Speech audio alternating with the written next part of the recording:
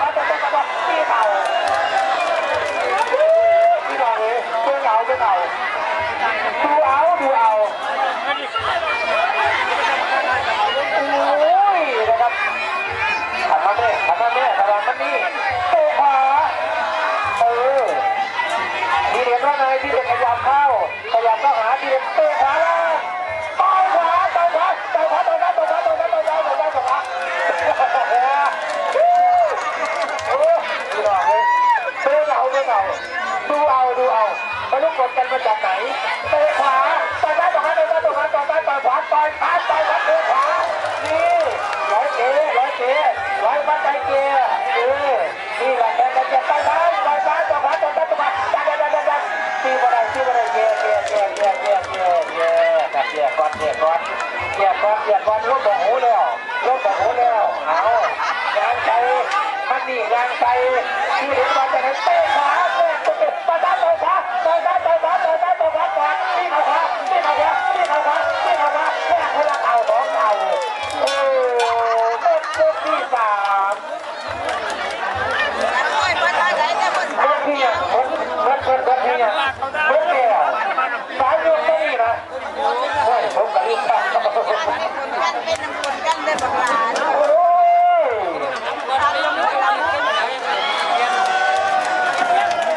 ็นว่าฝ่ายแดง